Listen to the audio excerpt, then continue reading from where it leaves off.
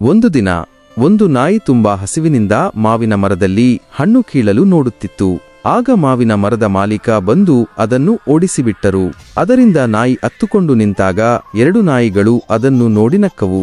ಆಗ ಆ ನಾಯಿ ಯಾವುದಾದರೂ ಕೆಲಸ ಸಿಗಬಹುದೇ ಎಂದು ಒಬ್ಬರ ಬಳಿ ಕೇಳಿತು. ಸಿಕ್ಕಿದ ಎಲ್ಲಾ ಕೆಲಸಗಳನ್ನೂ ಮಾಡಿತು. ಕಾರ್ ಕ್ಲೀನಿಂಗ್, ಮೆಕ್ಯಾನಿಕ್ ಕೆಲಸ, ಕ್ಷೌರಿಕನ ಕೆಲಸ, ಹೀಗೆ ಎಲ್ಲವನ್ನೂ ಮಾಡಿ ಸ್ವಲ್ಪ ಸ್ವಲ್ಪ ಹಣ ಸೇರಿಸಿತು. ಎಲ್ಲಾ ದುಡ್ಡನ್ನು ಸೇರಿಸಿ ತನ್ನ ಇಷ್ಟದ ಮಾವಿನ ಹಣ್ಣುಗಳನ್ನು ತಾನೇ ಕೊಂಡು ತನ್ನ ಸ್ನೇಹಿತರ ಜೊತೆ ಸೇರಿ ಸಂತೋಷದಿಂದ ತಿಂದಿತು.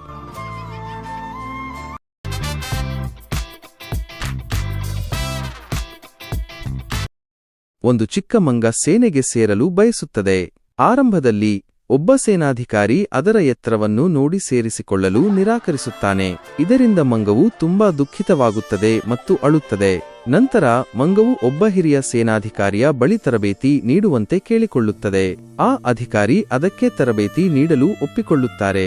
ಮಂಗವು ಕಠಿಣ ತರಬೇತಿಯನ್ನು ಪ್ರಾರಂಭಿಸುತ್ತದೆ.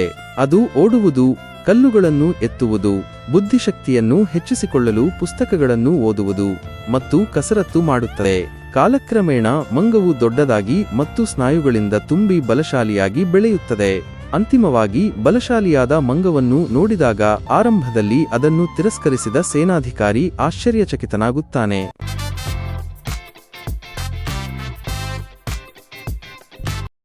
ಒಂದು ಚಿಕ್ಕ ಮಂಗವು ಫುಟ್ಬಾಲ್ ಆಡಲು ಬಯಸುತ್ತದೆ. ಆದರೆ ಆಟವಾಡುತ್ತಿದ್ದ ಇತರೆ ಪ್ರಾಣಿಗಳು, ನಾಯಿ, ಬೆಕ್ಕು, ಮೊಲ ಅದನ್ನು ಗೇಲಿ ಮಾಡುತ್ತವೆ. ಇದರಿಂದ ದುಃಖಿತಗೊಂಡ ಮಂಗ ಕಠಿಣ ತರಬೇತಿಯನ್ನು ಪ್ರಾರಂಭಿಸುತ್ತದೆ. ಮಳೆಯಲ್ಲೂ ಕಸರತ್ತು, ಭಾರ ಎತ್ತುವಿಕೆ, ಜೊತೆಗೆ ಝೊಮ್ಯಾಟೊ ಡೆಲಿವರಿ ಮತ್ತು ರೈಲ್ವೆ ಪ್ಲಾಟ್ಫಾರ್ಮ್ನಲ್ಲಿ ಸ್ವಚ್ಛತಾ ಕೆಲಸವನ್ನೂ ಮಾಡುತ್ತದೆ.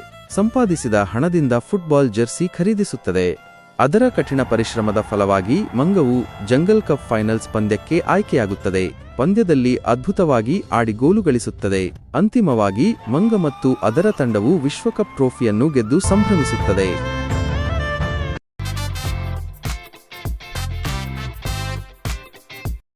ಒಂದು ದಪ್ಪ ಮಂಗ ಸ್ಕೂಲ್ ಯೂನಿಫಾರ್ಮ್ ಹಾಕಿಕೊಂಡು ಸ್ಕೂಲಿಗೆ ಹೋಗುವಾಗ ತನ್ನ ದಪ್ಪ ದೇಹವನ್ನು ನೋಡಿ ಇತರೆ ಪ್ರಾಣಿಗಳು ನಗುತ್ತವೆ. ಆಗ ಮಂಗನಿಗೆ ತುಂಬಾ ಅಳು ಬರುತ್ತದೆ.